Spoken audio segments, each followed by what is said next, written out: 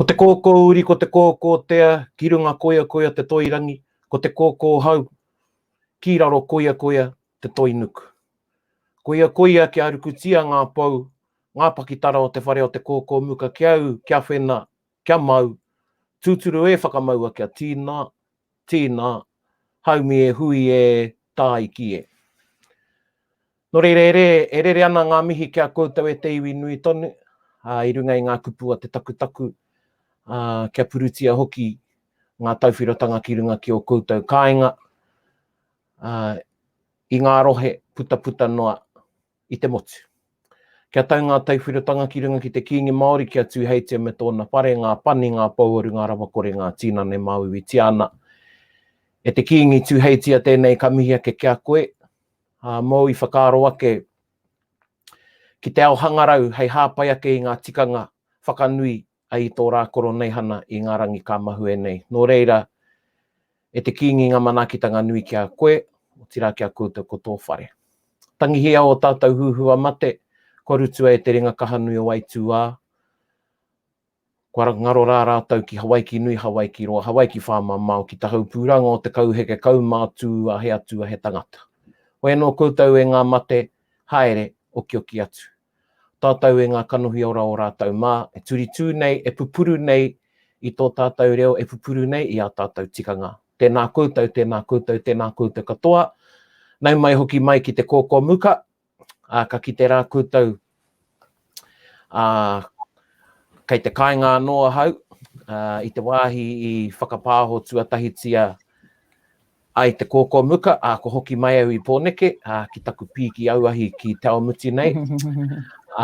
Hoi no, e hoa mai, mihi ana kia koutou, tēnā koe te tūhine Pānia. Kia ora tātou. Tira, tēnā kōrua, e hoa ma, Chei, rangi tēnā kōrua. Tēnā koutou. Kia ora. Nā haunga tā tātou kaupapa i te pōnei, Decolonizing our reo, ka waiho tērā ki te taha mō tētahi wā.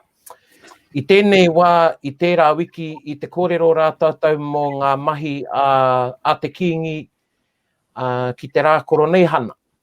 Ana kua hipa te koronei hana, nō reira i maharau kia pakutuku whakaaro tātou, he ho tātou whakaaro ki ngā mahi ki te ai, i whakapāhoti ai mā te ipurangi i te rā koronei hana.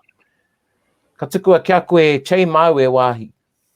Hoi no tēnā koutou e te iwi, koutou te wakarongo maina, tēnā koutou e oama, tātou e piritai ana i tēnei pō. O tino e rere tonu ana ko ngā mei ki tō tātou kingi, me te atāua me ki o te rā.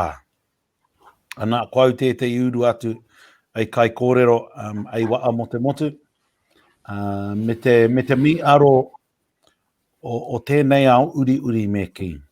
Te oti ngātu, i aere atu ki tētei kai te pō te koronei ana me taku tōi ki te kingi taua pō, kingi tu aitia, kingi o te ao au. Ana, te taki wēnā au i te mea i rereke katoa tō tātou kaupapa, i mi aro au ki ngā marae katoa, e rere ana te manawa, e rere ana te kaupapa o te paukai, ia marae, ki te atu i a rātou aka iki ana i o rātou kara, me te āpai ake i te Māori, kei tēnā kāinga e pupurana ki te paukai, me tō rātou tautoko i tō tātou kingi. Tatu atu ki te unga kei Bombay Hills, kare te moio ki te ingoa Māori o tērā puke, engari i waka iki ake i te taupai, i te aukati o tāmaki, waka iki ake tō rātou kara. Nā reira, katoa e mi aro me te mi atu ki tō tātou kingi. Tēnā koe hoa. O whakaaro Pānia ki te koronei hana?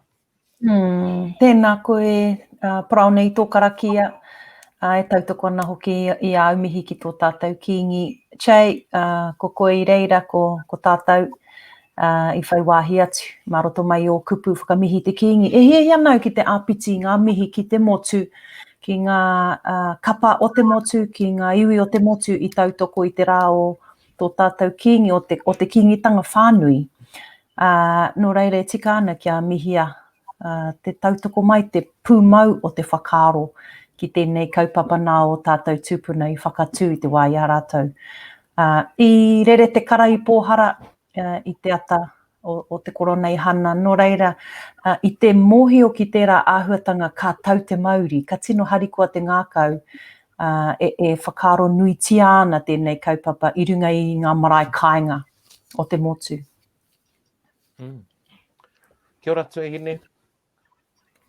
O whakaaro pau, i tune in koe ki te mātakitaki te koronei hana? E He rangi? mea ana koe, he mea ana.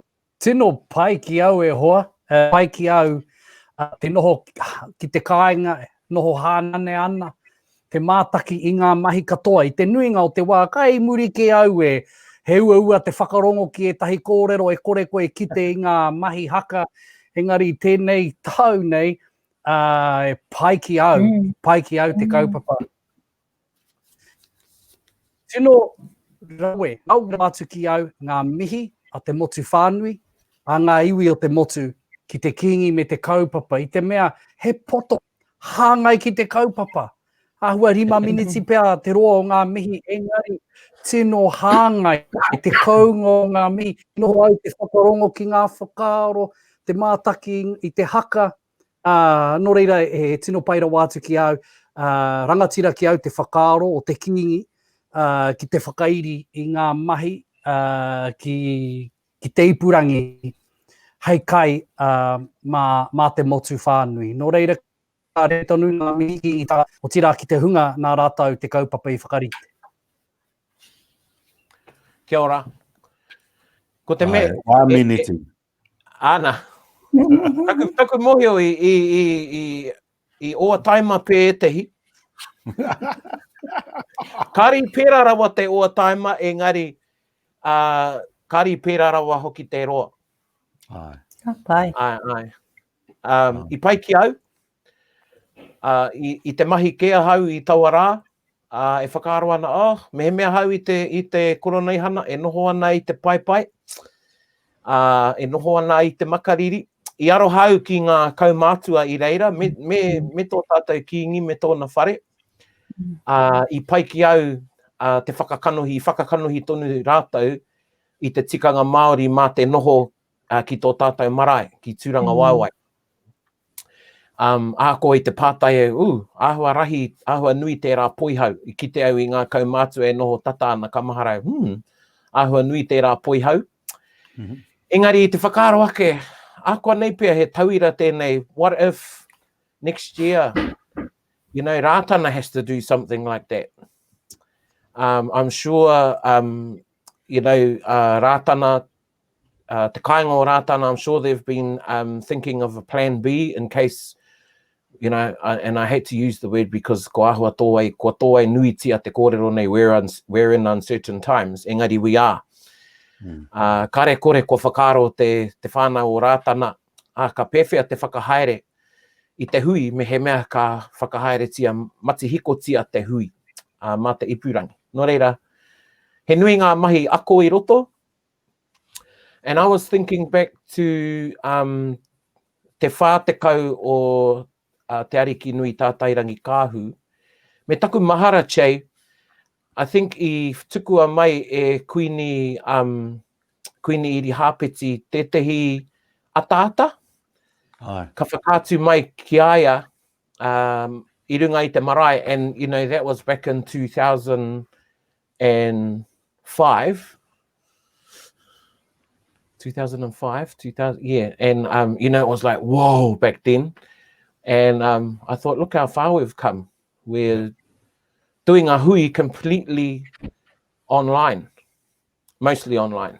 Haunga te hunga i tūranga waiwai. Kua hua ngāwari o tātou whakaaro i nei ki te ao hangarau nā te mate uruta nei, nā te noho rāhui. He anō tā tātou kupu Pānia, te mate keofrene, te mate... Kowheori. Kowheori. Ko whiori 19, ai. Ko whiori 19, Oh, ko whiori te kaumaiwa. Tēnā whakamāramati atu e koe ki te iwi kāri te mōhio ki tēnā kupu, te tikanga o te ko whiori. Te ko whiori he mea whaka-Māori e heke tū tō tātou hoa hei kupu mo te COVID, nā te mea ko te ko te CO o te COVID, ko te corona, no reira, ko te mate korona tana ingoa whānui i Aotearoa nei, no reira, i ahu mai reira te KO, te ko. Ko te kupu whiori, he kupu anō mo te momo mate pēnei, te mate uru tānei, he kupu Māori take nei, te whiori. No reira, ko te VI o te vid me te D, ko te VI virus me te D disease, nā kua whakakotahingia e rā kupu e rua ki te kupu whiori kotahi, ana ko puta mai a ko whiori. Nā tana tata no hoki ki te oro o te reo Pākehā, o te kupu Pākehā, mā reira pea e uai ki roto ki ngā hine ngaro o te tangata. I tōna tikanga. Ka pai, ko whiori. Mate ko whiori te kaumaiwa. He mate anō te mate girlfriend, ka waiho tērā ki te taka. Ana. Mate nui. Ko whiori. Mate tāne. Ai. He pai tēnā kōrero hei, hei arataki i a tātai kōrero i te tīmatanga nei, i te mea ko te kaupapa o te pōnei, Decolonizing our reo. Tuatahi ake, hea a koutou kupu ki te colonize. Ko te kupu i rangona e au, i te tai tokerau, e whakamahi atunuti ana e au, he pai no te kupu ki oku whakaro mo te colonize, ko te whakariwai. Koe nā tā rātou tētahi kupu i rongo au i te tai tokerau. Ka noho ki te wānanga i te whakamāramatanga o te kupu, te whakariwai, ka tahuri o tātou mātua tūpuna ki te whakato riwai, kāre he tino tikanga i runga i te riwai Pākehā. Pēnei me te kūmara, o tātou mātua tūpuna. Tuarua, ko te āhua o te riwai, waho nei, he parauri, a roto he mā, kei reira anō i te hi whakaro mo te whakariwai. No reira, koina te kupu e hari ana e au mo te Colonization, ko te whakariwai. Ka pewheke a koutou mehe mea ko te kupu tauaro, Decolonization, ko te whakakumara.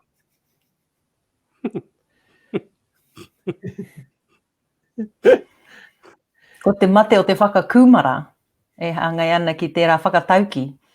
Mena ka whakakumara koe, kei te humari e koe. Ka ore koe i te kōrero mou, no reira. Kei roto pe i tērā te tehi raru.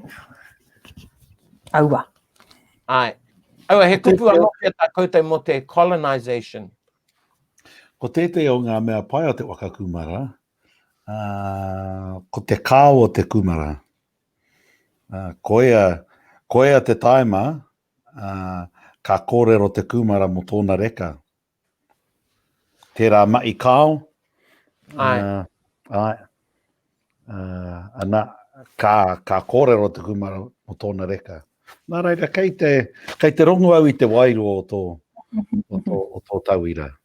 I pēnā oku whakaro, i rite oku whakaro ki o whakaro Pānia, mo te taha whakanui, engari maharau kua roa te Māori e harai te mea ki ana tēnā Māori mā kia whakahihi, engari kua roa tātou e noho puku ana. Kāre tātou e whakatairanga i tō tātou Māoritanga, ka horokuku e tehi ki te whakatairanga i tō rātou Māoritanga. No reira ai, he pēnā anō oku whakaro. He rite anō oku whakaro. He whakaro o rangi.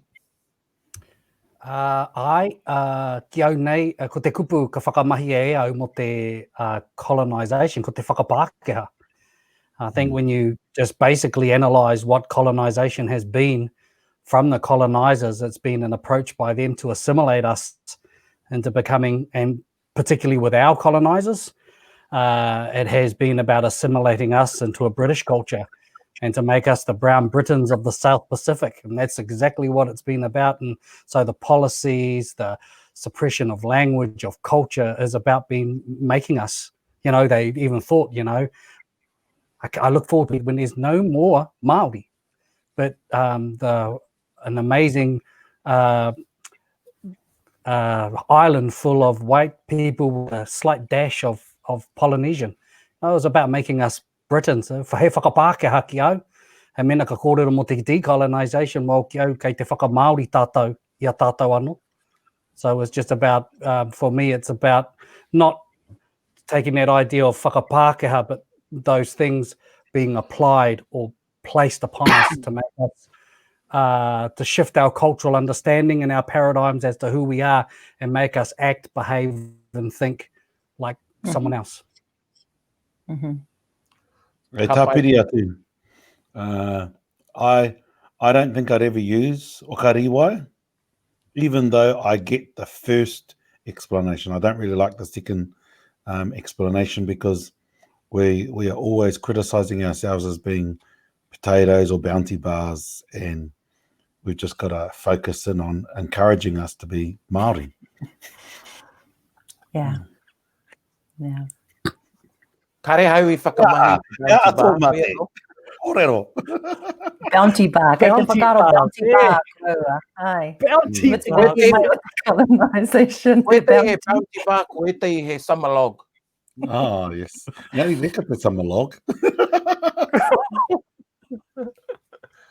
Koe no, Kāti kuku e rā kōrero. koe nā tātātai kaupapa. Ko te whakamaori I te reo, te whakakūmara I te reo. Kei whea o tātou whakaro e rere ana I tēnei kaupapa. Hea tēnei, decolonizing our reo. What does that mean? Does that mean ana ia rangi e kōrero ana mo te whakamaori I o tātou whakaro ki te reo? Does that mean me tahuri tātou ki te papare I ngā kupu mino? Hea hara wara nei, ngā kupu whakawhiti? Aua, e wānanga tēnei kaupapa. Hea hoki te whakaro Māori I roto I te reo. He nui, I ngā kura reo ka mahu e nei I ngā tau, ko ahua rua te tau ahau e haere ana ki ngā kura reo.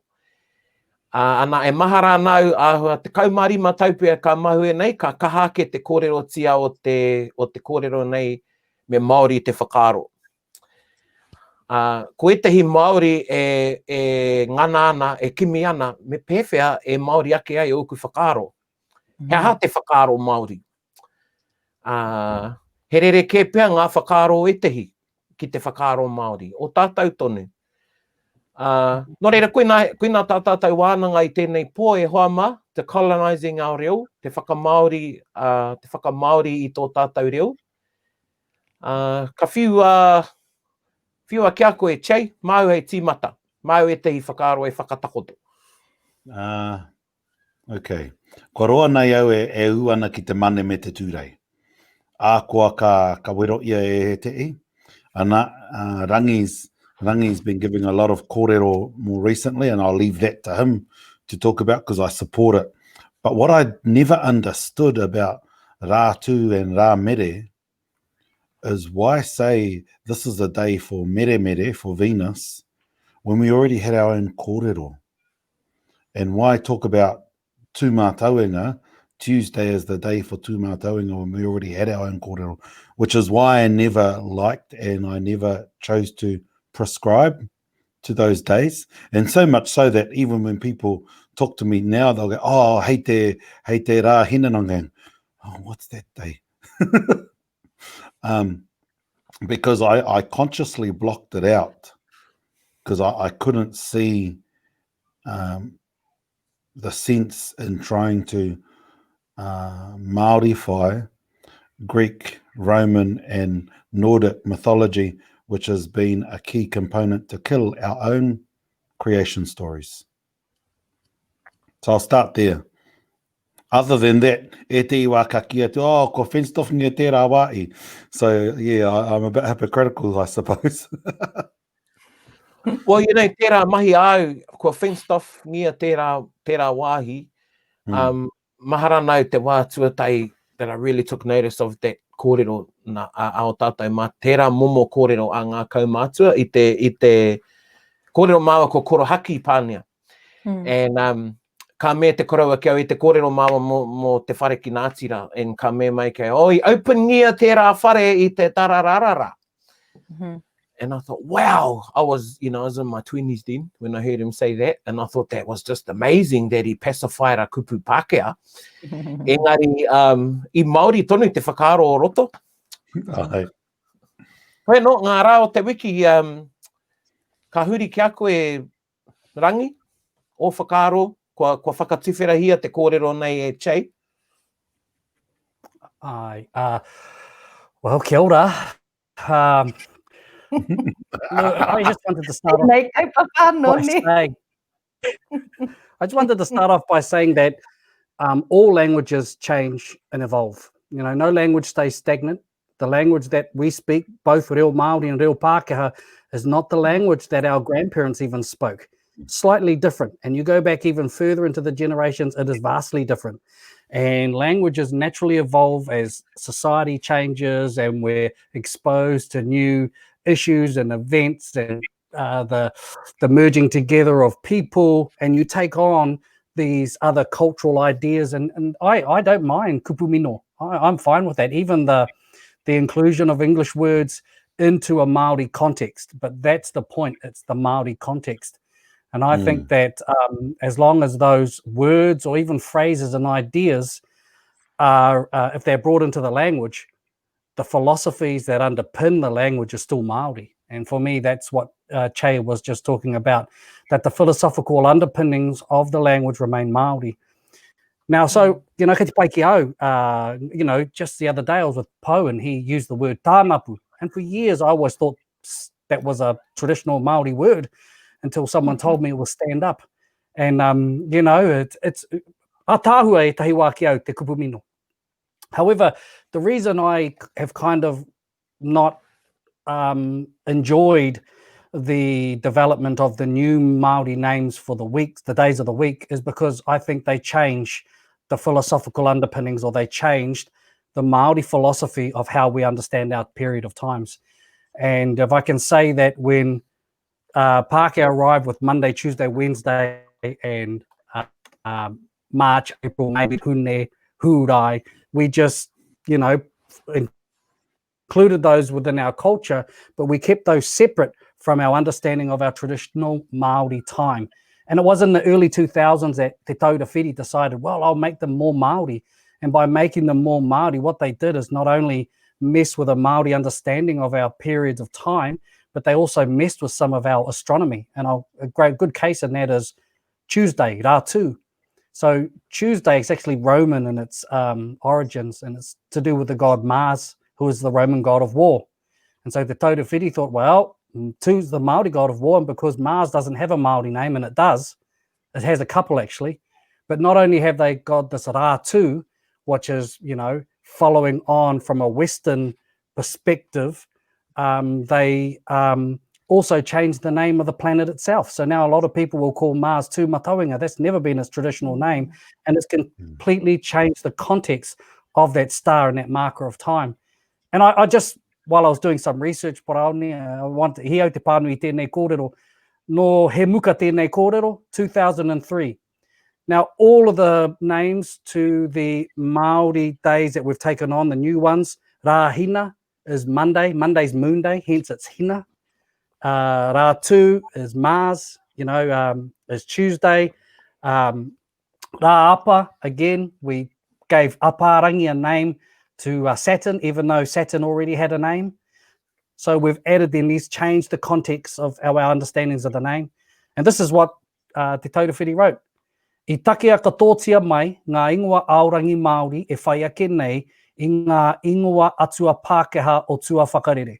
I runga i tēnei, i toko ake te whakaaro me whai atu a Māori i tā Pākehā tauira. Nō reira atu i a Jupiter, he ngua tūturu tō te Māori mo Jupiter, katoa e nei e whai ana i tērā āhua. So pretty much that's what it's saying. We decided to implement a Western philosophy when determining our days of the week to make the Māori.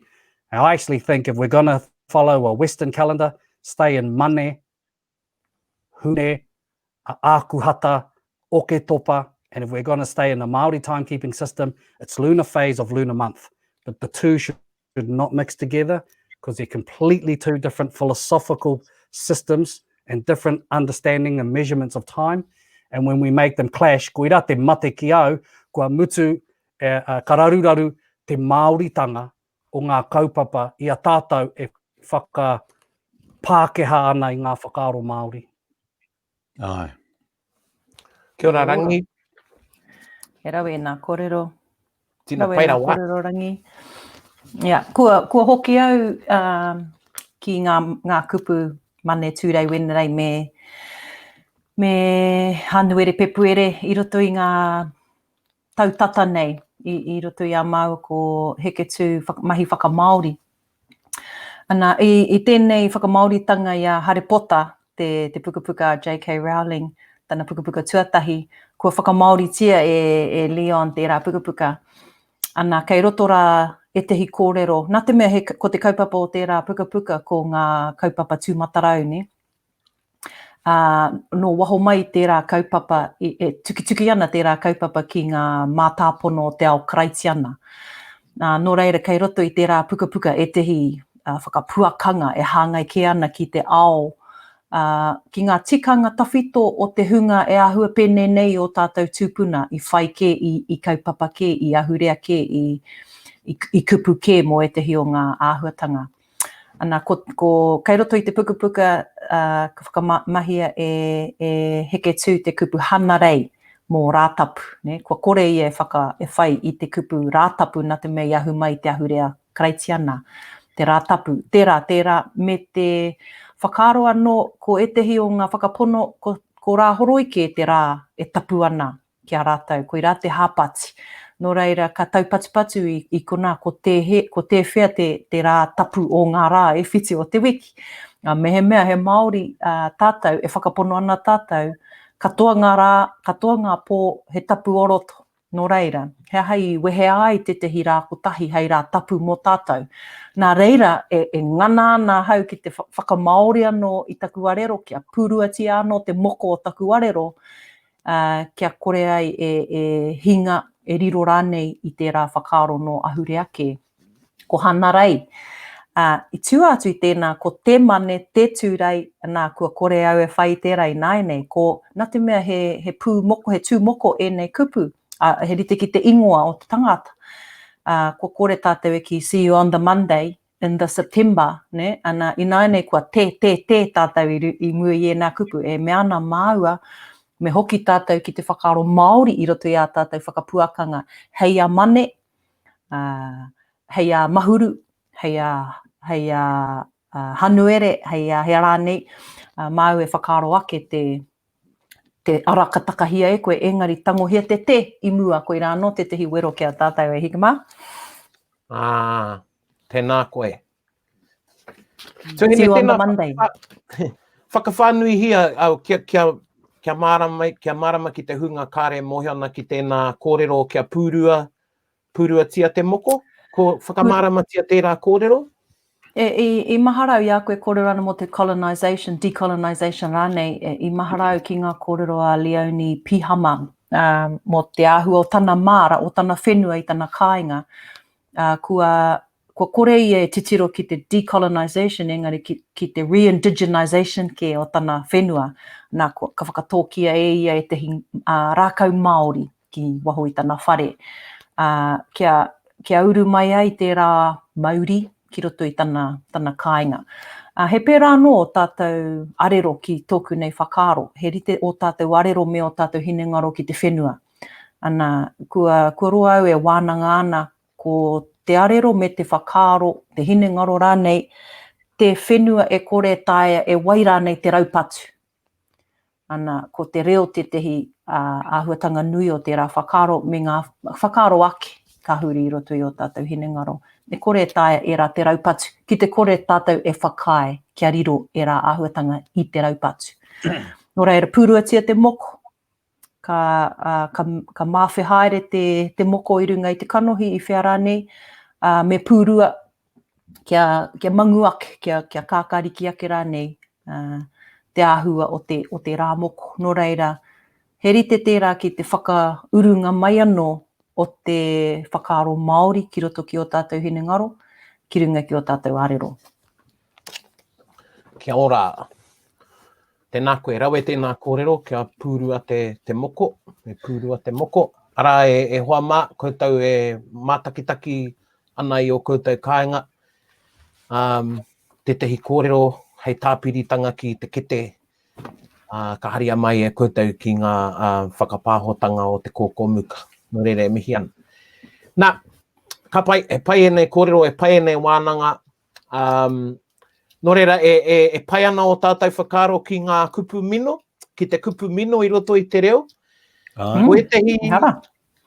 Ai, hea hai kai ai o tātou whakaaro ki ngā kupu mino. Mōku ake, kia mārama te tangata ki te oropaki. Koe ra te mea nei. Koe ra te take ka, i te wā ka aure ai te mo'i o ki te ingoa, ka ana, i te rātu pō i ki atua ki taku kotiro. Me te ketara, rai kōrero ana mo te keto. Ka waka maia i aua kupu, kia mārama ki te kōrero. Ko tōhia kia mārama, engari kari ai mārama, ne?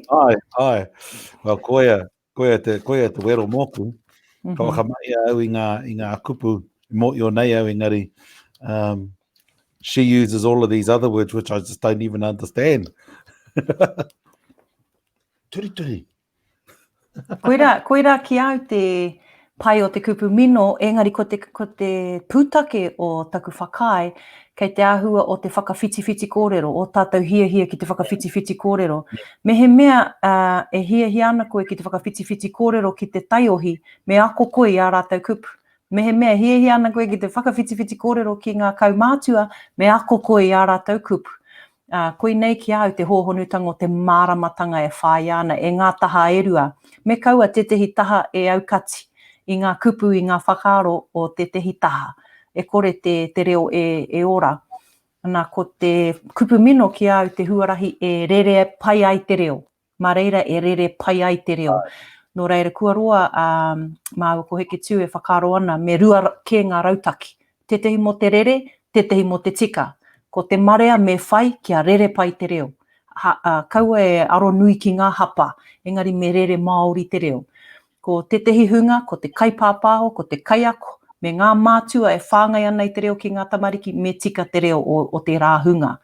Ana mehe mea ka uru tātou ki tēnei āhuatanga o te rautaki.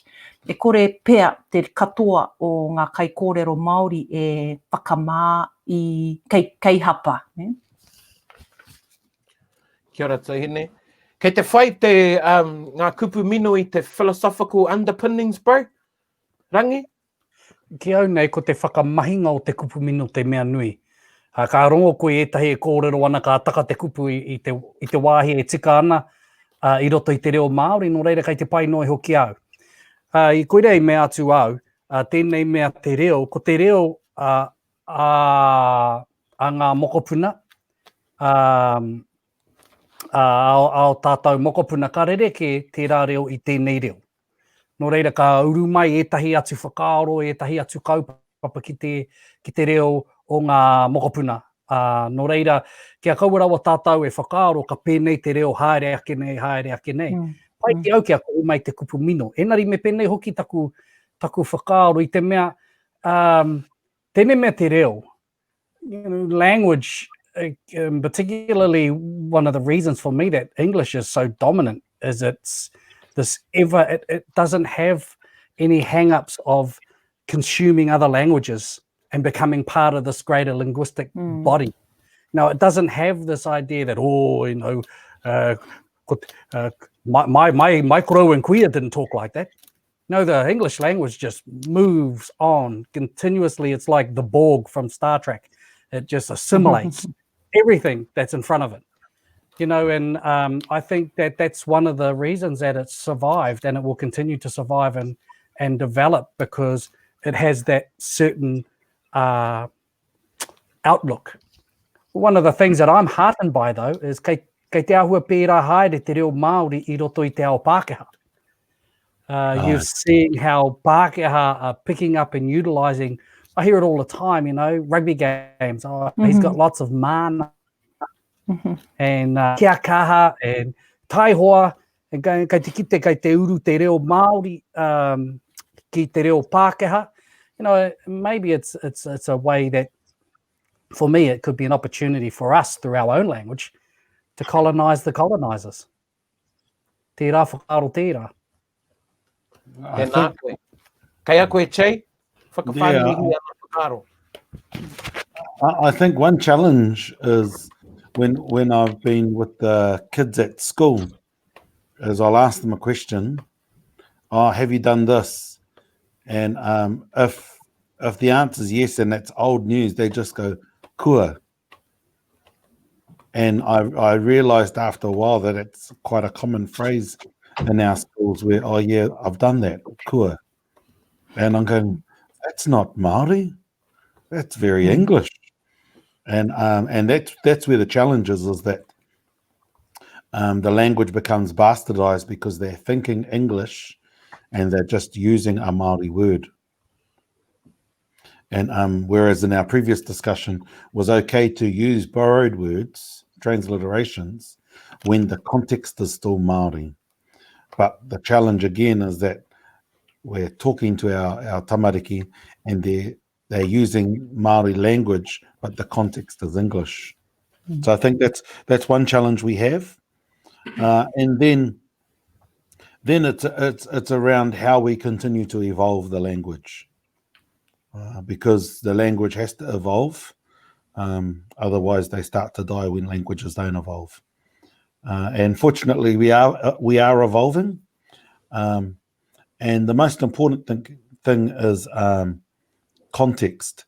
And I know if we look at Te Karere and Te Ao, there used to be a lot of criticizing of Scotty, and I was one of them who often struggled. Until I listened to my uncle when he used to be on Te Karere, I could understand him, but I'm pretty confident that most others probably couldn't understand him. And I could understand him because he was talking our language. And he was playing with the language too. He was making things up all the time when Uncle Tahu was on Te Karere. And I'm going, listen to this guy, and here's me moaning about Scotty for so long, when actually it's just part of the evolution and the revival. Yeah. He pokowhiwhitia tō tāo hoa te manahau. Hea e tahi kōrero arataki I te hunga e hihi ana ki te hahu ake I ngā kupu tawhito, I ngā kupu tāukiuki, I ngā kupu kāri I te mōhio whānuitia. Hea e tahi tohutohu ki tērā hunga. He pai tēnā pātai. Kotahi te tohutohu I puta mai ai I te whakatauki a te haumihiata mo tēnei tū āhuatanga. He pai te hahu I ngā kupu tawhito, engari kaua e hahua te urupā. Ne? He pai te hahu I te kupu Māori, te kupu tawhito, engari kaua e hahua te urupā katoa. Nō reira, ko te akoranga kei roto I tērā, me whai māramatanga te tangata, e hono ai ia ki o whakaro. He aha te tino kaupapa o te reo o te whakawhiti kōrero, kia mārama I te tehi ki ngā whakaro o te tehi. Ki te kore e mārama te tangata ki o kōrero, mau noiho tō hā. Nō reira, hahua ngā mea kupu tawhito, engari whakanohia e tehi kupu mārama ake ki te taha. Kokorohere te tehi mātanga ki tēnei tūmomo pūkenga, koa rongo au I roto I ngā tau.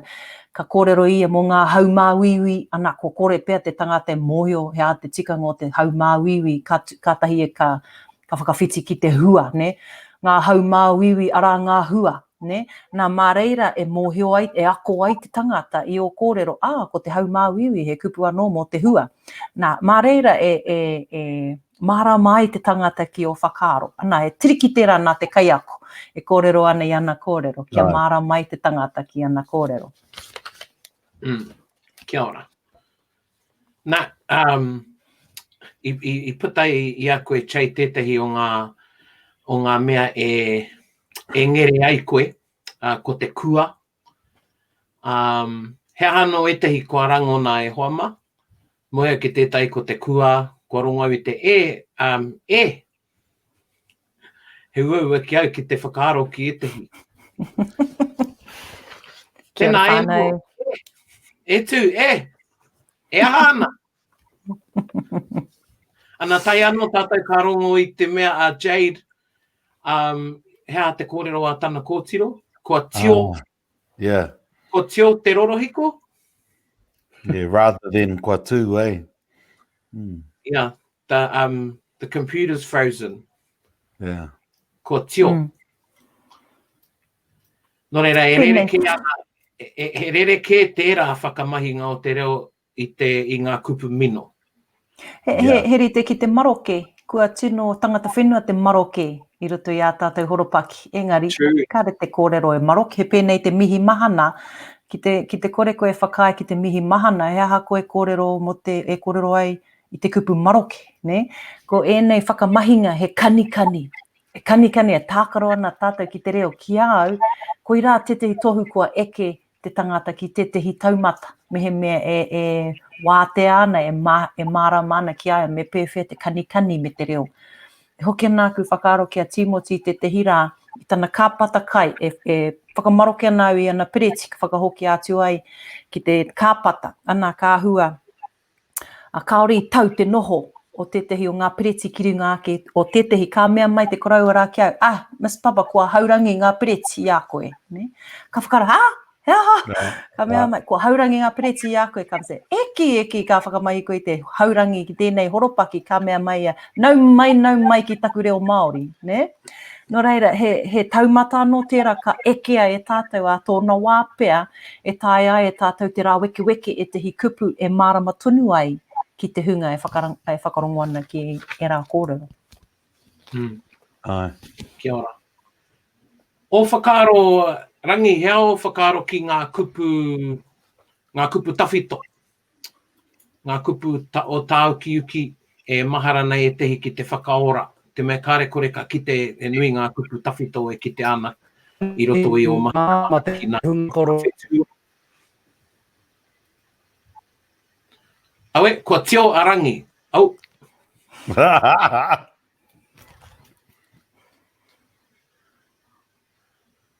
Kua tai mai pia ngā bogs.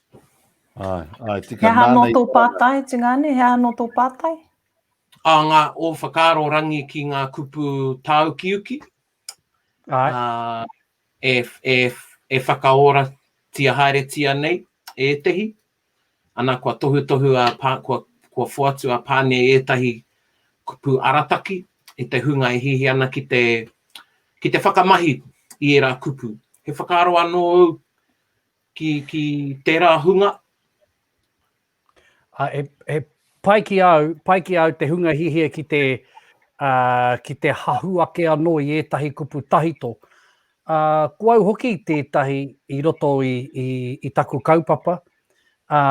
Kua tino parawera anu i te kupu kōkōrangi i nāenei.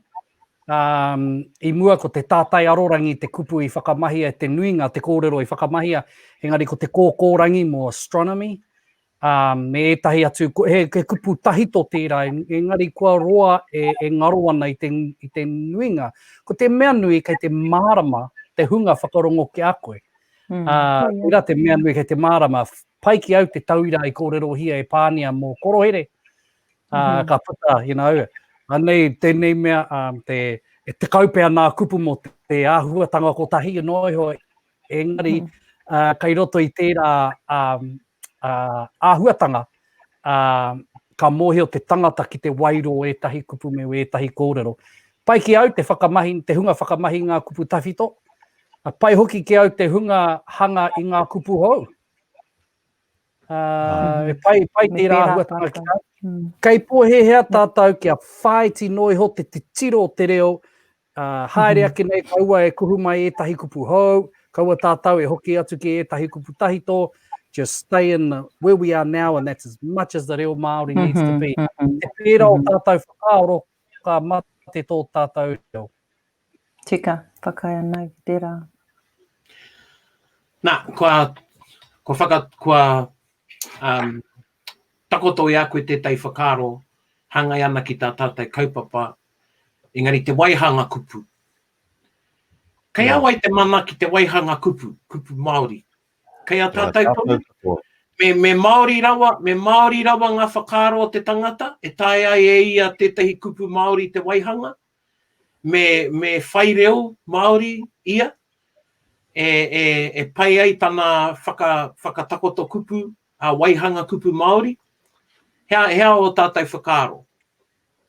Moku ake, if it gets traction, then it's pretty hard to stop. Which is why Rātu and Rāhina are hard to stop, because they got traction. And, you know, you'll hear people make up words. You'll hear certain groups make up words. And it will just depend on whether it gets traction or not. Pai tēnā kōrero.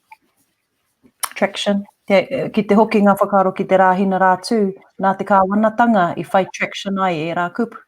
Nō reira te pātai, e toko ake ana te pātai.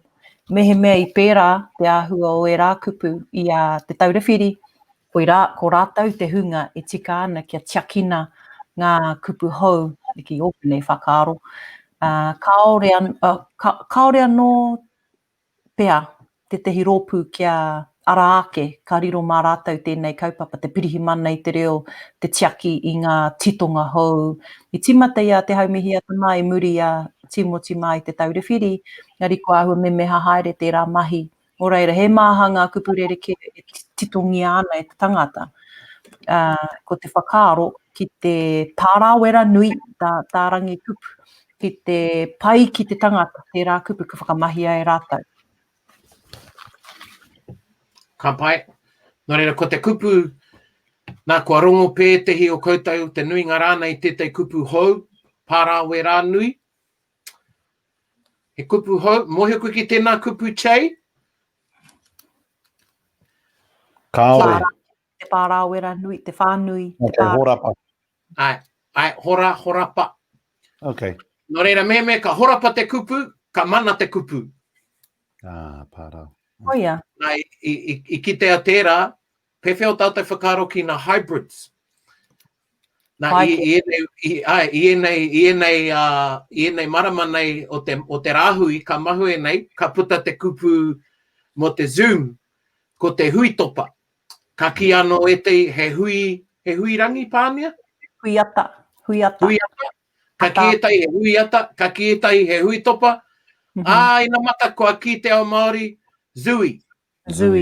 Ai. Ana koe nā te kupu kua toka. Whaia, ka puta mai te kupu nei, Zinu.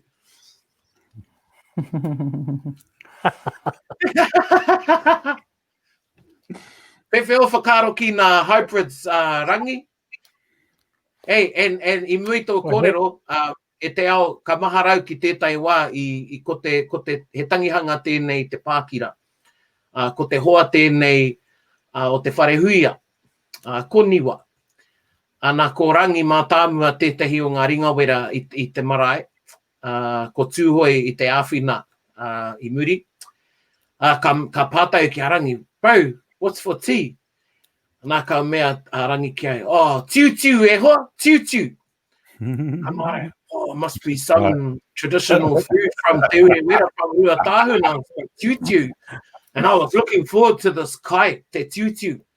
Ka noho, ka tai ki te wā kai, ka hare te whare kai, ka ki tau i tiu. E ora nei. Me tētai anō kupu rangi e ka whakamahi anau i nānei ko te karawata, engari ka waiho au i tērā kupu ki te taha. Me waiho ka tika. Pai ki au te hybrid. Ai. He reo ngahau te reo Māori. He reo ngahau te reo Māori he reo, he horite ki te reo Pākehā, kaha o tātou ki te rā weke weke i te reo Pākehā, kaha hoki o tātou mātua tīpuna te rā weke weke i te reo Māori, no reira, kaua rawa tātou e whakatapu i ngā mea katoa pēnei hoki te reo Māori. Te reo Māori, he reo tapu, ka re pai te kōrero. Kei te kāinga tētahi waiata, waiata ngahau, waiata pāti, waiata e kore au e waiata i te waiata nei. Engari, kei roto i tērā waiata Māori. Waiata hia. Kore rawa. Kore rawa. Engari, kei roto i te waiata. Me ngā waiata, kai ngā iwi putanoa i te motu whānui, ētahi rerenga kōrero, he whakaaro Pākehā, he reo Pākehā ētahi wā kai roto i enei waiata, reo Māori. Te wā tōna. Engari, he wā tōna. Waiata. Tō siki tai mana. Koia. Ko te rerenga whakamutunga ka ki nei kua rantati te kantati e. No reira. Te wharehui Kore koe pohi o ka whakaro koe, au hea te tikanga o tēnei kupu, tēnei kōrero, engari, tātou te Māori, mo te rā weke weke i te reo, kare tu atu i a tātou mo tērā momo, mo tērā mahi. Well, e to'u e nā mo te oro o te reo. Ai. E to'u te reo. Ākua koa i te reo, e to'u tēnā o te ora o aua reo. Kia ora, Chei. Ākua, e te i ka kino atu ki e rātu kupu, e te i ka tino rata atu. Engari, katoa e ora. Me e tauto e toe ana te tangata mō ngā kupu oroto o taua reo. E tōu pai tērā. He wāhi, ne? He wāhi, he horopaki. Pai noi o kia te whakakiwaha i te kupu Māori, kua hua kahataku whakamahi te kiwaha mō te tūps. Nā ka ki waho, mō te tūps. Te tangata Māori, te tangata e moio ana ki te reo Māori, ka mārama ki te whānui te roanga o te rā kōrero mō te tūpono. Nō reira, hei reira, e tāi ana te whakarāpopoto. He pēnei pēa i te kākite. Kua tino kiwaha tērā i nāi me te mā te wā, kua tino kiwaha. Te mea mārama ana te tangata reo Māori ki te otinga o te kōrero, te mutunga o te kōrero. Pānia, i a koe kōrero ana mo te mā te wā, ka maharau kia tīmoti e whakahe ana i tērā rerenga. So, I peke au ki te Māoridictionary.com, ka kite, kei ko nei te mā te wā, ka whakarongo ki te reo, no wai te reo, no te wharehui a te reo.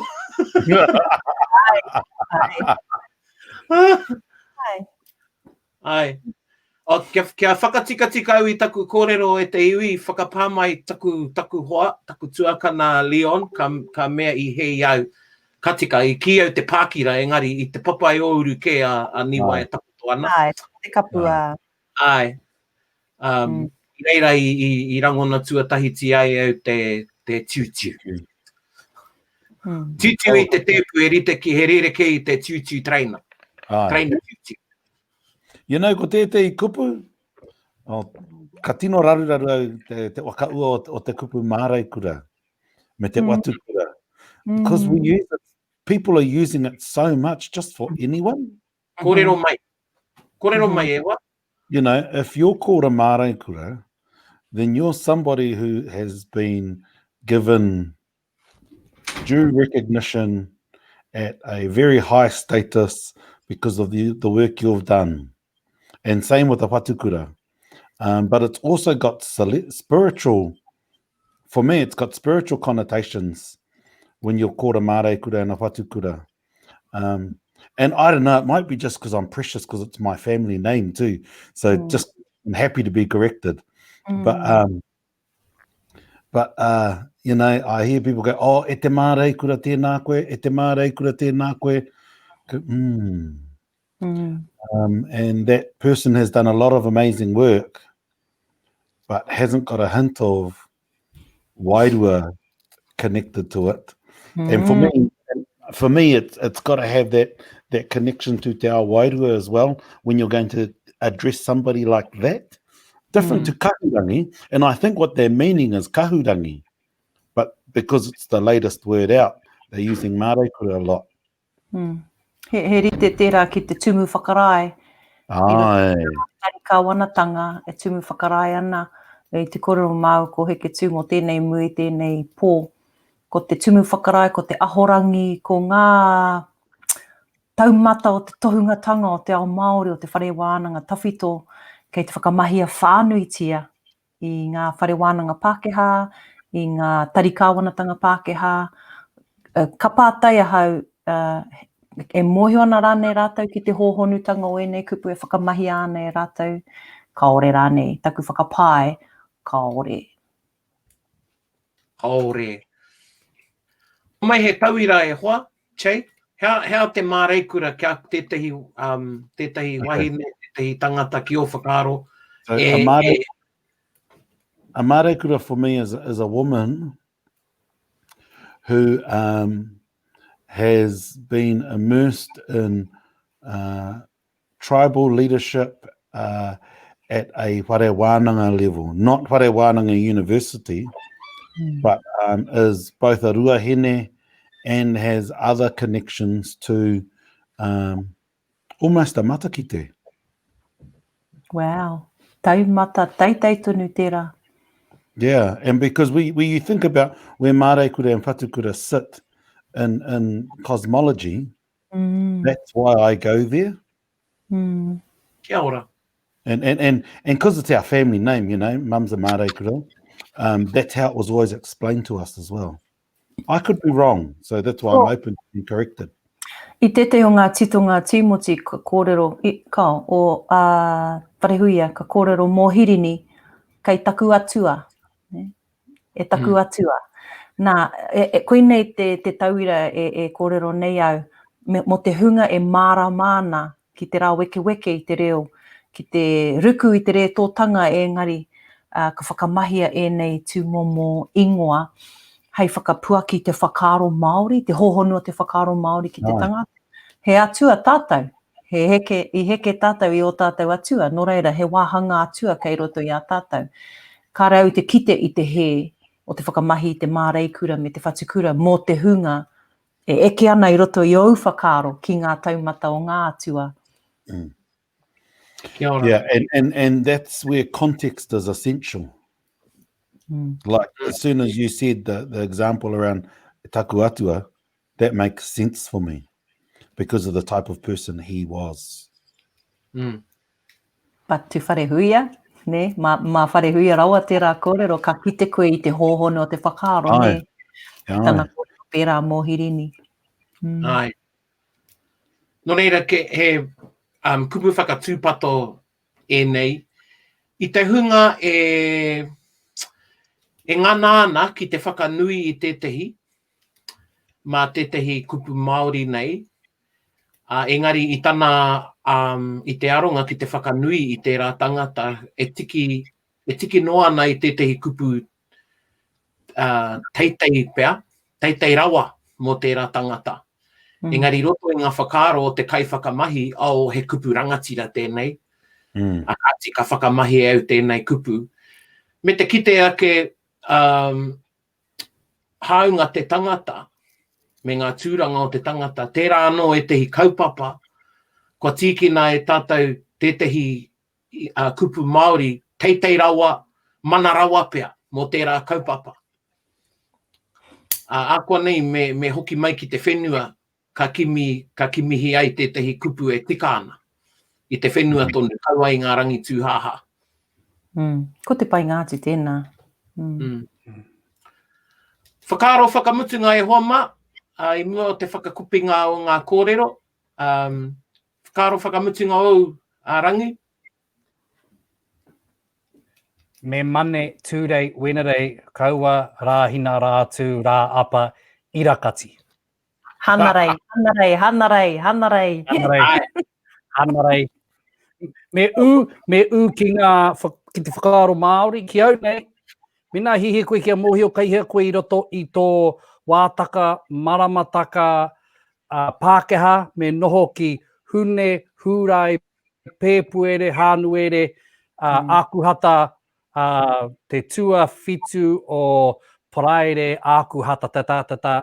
Mina hihi koe kia Māori, kia mohio koe kaihia koe I roto I tō ao Māori, tō maramataka Māori, me whai koe I te mata, I te āhua o te marama, me te marama Māori e tika ana.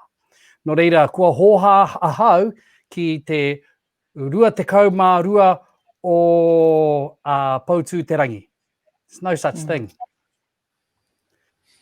There is no numerical date of a Māori month.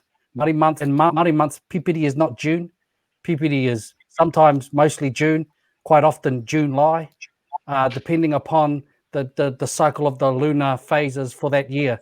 So I think we need to kind of really decolonize that space and stop trying to smash our traditional Māori lunar phase months on the top of Western solar months to make kind of, to give this more, it's more Māori, Marches Pautū Te Rangi. No, it's not. That's me. Ka pai e hoa. Tēnā kōrua ko Baby Yoda. Kōrero whakamutinga Che, whakaaro whakamutinga? Kōrero tia te reo. Kōrero tia te reo. Engari, make the language work for you, but always check whether you're maintaining Māori context or whether you're switching into the very strong influence of English context. But make it work. Pai. Ka pai. Kaya koe te karakia whakakopi Pānia nō reira maku e tehi whakaaro e whakaputa. Kua roa hau e whakahe ana I te ngā mihi mahana. I just don't like it. Same. Engari, kia whakamāmahia e au oku whakaaro, ki te hunga e whakamahia ana I te rārerenga. Hoi anō ko tāku, tēnā tīkina ke te tehi rerenga ki oku nei whakaaro he Māori ake, te mihi. Ako nei pēr ko te mihi tēnei taku ngākau ki a koe, ko ngā mihi a te ngākau ki a koe. He wānanga pai tēnei kia tātou e te ao kōrero Māori, kia wānanga tia e tehi rerenga, e whakamahi ana. Ka mutu e kite anau I te pāhotanga, whakapāhotanga I te ipurangi nei, toko nui ngā kaiako e whakarongo ana. Ki te Kōkōmuka I tēnei pō, e rere ana ngā kōrero ko tuku pātai mai e tehi ki au, engari kare whai wā ki te whakautu I ngā pātai. Ki au nei ko whakautu a ketia, te nuingo ngā pātai. Kia kaha kia koutou e ngā pauako, ana I rongo rā koutou I te kōrero a Pānia, he rite o tātou whakaaro o tira te arero Māori ki te māra, he mana nui tō koutou, ki te tiri I ngā mea e tika ana ki ngā hinengaro, ki ngā whakaaro o a tātou tamariki. Nō reira, kia kaha kia koutou. Kei a koe te tuahine. Kia ora tātou I a tātou kōrero I tēnei pō. I a Hanarei, te rua te kaumātoru o Akuhata I tēnei tau 2020. Tēnā tātou. Toi tū te kupu, toi tū te whakaaro Māori, toi tū te kotahitanga, I raro I a ki ingi tūheitia pō tātou te wherowhero, te tuawhitu, I runga I o tātou marae kāinga, huri, tūturu, o whiti whakamaua kia tīna, hui e tai. Wai, yeah. Ora rau.